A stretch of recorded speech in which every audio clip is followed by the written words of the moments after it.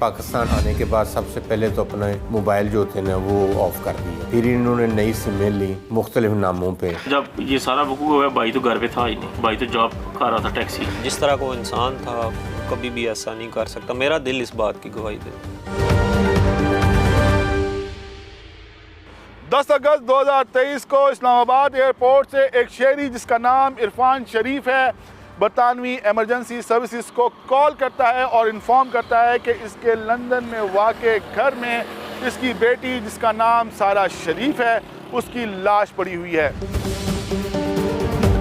बरतानवी emergency services की team बताए गए पते पर पहुंचती है और वहां से 10 साला सारा शरीफ की लाश को बरामद कर लिया जाता है, जिसके बाद बच्ची का पोस्टमार्टम किया जाता है और इसमें होशरुबा इंकशाफात होते हैं जिसमें बताया जाता है कि बच्ची पर बदतरीन तशद्दुद किया गया है, जिसके बाद बरतानवी पुलिस बज़रिया इंटरपोल पाकिस्तानी हुक्काम से रब्ता करती है।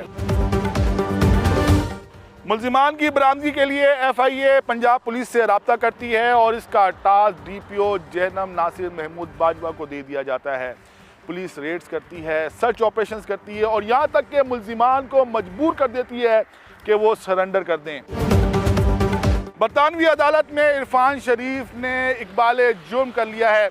आइए पहले जेलुम चलते हैं जहाँ पर इरफान शरीफ की फैमिली और इनके बच्चे मौजूद हैं, इनके दोस्त अहबाब हैं, इनसे बात करने की कोशिश करेंगे और DPO जेलम नासिर महमूद बाजवा से भी मिलेंगे।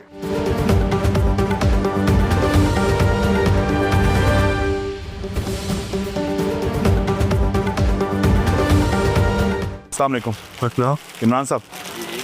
इमरान साहब, मेरा नाम आमिर मजीद है, मैं लाहौर से आया हूँ जी। मेरा ताल्लुक समा TV से। आपका मैं एक छोटा सा इंटरव्यू करना चाहता हूँ। नहीं तुम खुद परेशान है। आप अगर बात नहीं कर सकते, आपकी फैमिली में कोई बात कर ले। नहीं कुछ भी नहीं, वाक़या हुआ है वो UK में हुआ है, पाकिस्तान में तो हुआ नहीं है। हाँ हम आपको बताएं ऐसे नहीं ऐसे हुआ है। बात तो हुई होगी आपकी भी इरफान से।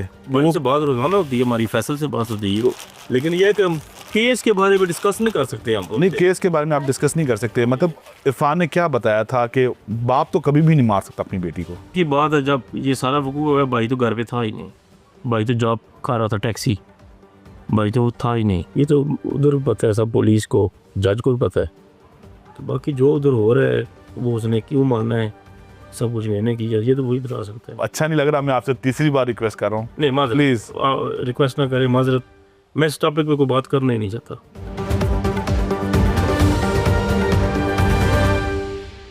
ये इमरान शरीफ थे जो भाई हैं इरफान शरीफ के। इन्होंने हमसे माजरत की है कि वो इस केस पर ज़्यादा बात नहीं करेंगे। हमने इनको राज़ी करने की कोशिश की, हमने इनसे पूछने की कोशिश की कि आया इरफान कत्ल कर सकता है या नहीं कर सकता, तो इनका यही कहना था कि इरफान ने कत्ल नहीं किया और जिस वक्त ये कत्ल हुआ उस वक्त इरफान घर पर मौजूद ही नहीं था।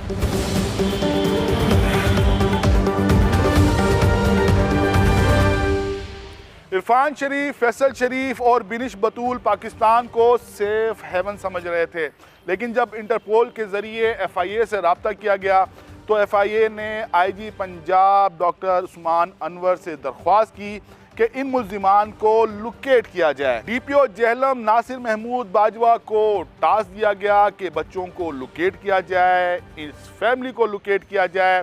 हमारी इत्तलात के मुताबिक पुलिस ने छापामार कार्रवाइयाँ की, 40 से ज़ायद अफराद को गिरफ्तार किया गया और 5 से 6 FIRs भी की गई। यहाँ तक के मुल्जिमान के लिए पाकिस्तान की सरजमीन को तंग कर दिया गया और उनको मजबूर कर दिया गया कि वो सरेंडर करें। DPO जेहलम नासिर महमूद बाजवा से मुलाकात करते हैं।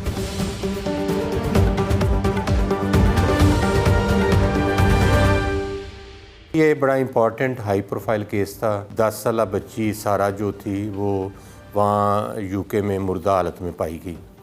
उसके जो वालिद थे इरफान शरीफ और उसका चचा फैसल शरीफ और बिनिश बतूल उसकी स्टेप मदर थी। इन्होंने अब दीगर जो 5 बच्चे थे माइनर्स थे उनको लेकर इन्होंने इमीडिएटली पाकिस्तान मूव किया। सारा का जो फादर है इरफान शरीफ, उसने यहाँ आकर UK पुलिस को इन्फॉर्म किया कि मेरे घर में मेरी बच्ची जो है वो उसकी डेथ हुई है। UK पुलिस ने इंटीरियर मिनिस्ट्री को इन्फॉर्म किया। इंटीरियर मिनिस्ट्री के थ्रू FIA ने डिस्ट्रिक्ट पुलिस जेलम बसीयत हेड मुझे कहा गया। एक तो जो माइनर्स थे 5 बच्चे, उनको उनकी सेफ़ कस्टडी का कहा, और सेकंड ये जो इरफान शरीफ, फैसल शरीफ और बिनिश बतूल थी स्टेप मदर, इनको लोकेट करने का कहा गया। पाकिस्तान आने के बाद सबसे पहले तो अपने मोबाइल जो थे ना वो ऑफ़ कर दिए, फिर इन्होंने नई सिमें ली मुख्तलिफ नामों पे। 2-4 रोज़ से ज़्यादा इन्होंने किसी एक जगह पर क़याम नहीं किया। उसमें ये मीरपुर भी रहे, सियालकोट इनके कोई रिश्तेदार थे उनके पास भी रहे, नारायण कागान भी इनका पता चला कि वहाँ भी गए हुए हैं। पहले कुछ दिन तो बच्चों को साथ लेकर मूव करते रहे, फिर इन्होंने अपने आप को बच्चों से अलग कर लिया। बच्चों को साथ लेकर मूव करना ज़रा मुश्किल था। हमने सर्च ऑपरेशंस के ज़रिए जो माइनर्स थे वो हमने बच्चे रिकवर किए। उन बच्चों को रिकवर करने के बाद हमने डिस्ट्रिक्ट एंड सेशन जज जेलम की कोर्ट में प्रोड्यूस किया। तो डिस्ट्रिक्ट एंड सेशन जज साहब ने वो बच्चे जो थे वो चाइल्ड प्रोटेक्शन ब्यूरो के हैंड ओवर कर दिए। बिनिश बतूल हैं, उन्होंने अपना एक वीडियो स्टेटमेंट दिया था और वो मीडिया पर नशर भी हुआ, जिसमें उन्होंने रिक्वेस्ट की थी कि सेफ़ एग्ज़िट दिया जाए और हम सरेंडर करते हैं। एक खदशा भी जाया किया था कि हमें मार दिया जाए। हमने उनको गिरफ़्तार नहीं करना था, हमने तो उनको लोकेट करके कंसर्न जो अथॉरिटी थी FIA उसको इन्फॉर्म करना था।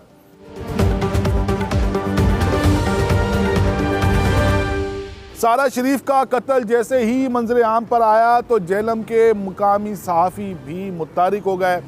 इनमें से एक सहाफ़ी हैं जिनका नाम इलियास सादिक है, रोज़नामा डॉन से वाबस्ता है, और इन्होंने ही स्टोरी ब्रेक की थी कि सारा शरीफ के वालिद और उनकी सौतेली माँ यहाँ जेलों में रह रहे हैं। आइए इनसे बात करते हैं। एजाज़ सैयद, उन्होंने मुझे कॉल की, वो चूँकि बैनुल-अक़वामी सतह पर रिपोर्टिंग भी करते हैं। उन्होंने मुझे कहा कि ये एक स्टोरी है कि इसकी तहकीक करें, क्या ये दुरुस्त है।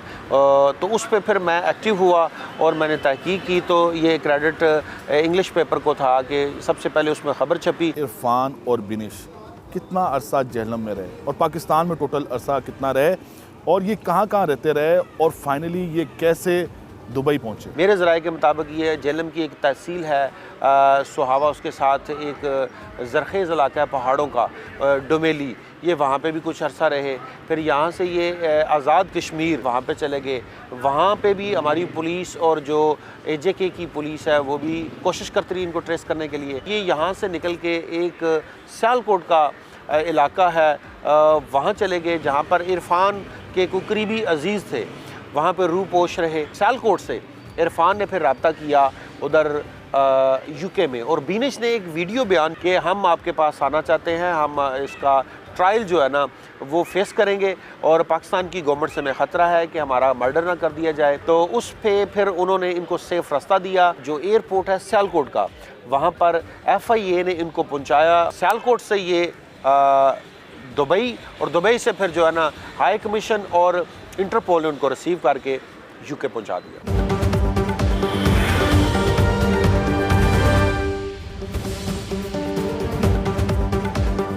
इरफान शरीफ के कह सकते हैं कि बहुत ही करीबी दोस्त, बचपन के दोस्त तो नहीं कह सकते, लड़कपन के दोस्त कह सकते हैं, हमारे साथ मौजूद हैं। इनका नाम अरसलान है। आपकी दोस्ती कैसी थी इरफान शरीफ से, और आपने इरफान को कैसा पाया? मैं और इरफान 9th-10th में हम लोग क्लास फेलोज थे। मैट्रिक हमने एक ही स्कूल से किया। कभी फर्स्ट पोजीशन पे इरफान ने आ जाना, कभी मैंने आ जाना। हम दोनों में एक मुकाबला चलता था। मतलब brilliant student? Yes, he was a brilliant student, intellectual mind बंदा था वो। अच्छा अरसलान साहब, आपके साथ इरफान की एसोसिएशन कितना अर्सा रही? मेरे साथ जी 9th-10th में तो उसकी भरपूर रही है। मतलब डेली हम लोगों ने मुलाकात करनी, फिर हम अच्छे दोस्त भी थे, अच्छे फेलोज़ भी थे। उसके बाद जब कॉलेज लाइफ स्टार्ट हुई तो वो उसकी अलग कॉलेज में एडमिशन उसका हो गया। इरफान का बिहेवियर क्या था? क्या वायलेंट बिहेवियर था? नहीं, कोर्ट में तो उसने एक्सेप्ट किया है कि वो इसका जिम्मेदार है। उसकी शख्सियत का अगर एक बुनियादी और मुनफरिद और नुमायाँ पहलू था वो ये था कि वो बंदा मुस्कुरा के बात करता था। आपको नहीं लगता कि मतलब वो इस मर्डर में इन्वॉल्व होगा? कोई भी सगा बाप अपनी औलाद के साथ ऐसा नहीं कर सकता, करने का सोच नहीं सकता। गफलत एक पहलू है, जिस तरह को इंसान था वो कभी भी ऐसा नहीं कर सकता। मेरा दिल इस बात की गवाही देता है। सारा की पोस्टमार्टम रिपोर्ट के मुताबिक इसके जिस्म पर तशद्दुद, जलाए जाने और काटे जाने के 71 निशानात पाए गए। इस बच्ची के जिस्म की मुख्तलिफ हड्डियाँ 25 मकामात पर टूटी हुई पाई गई।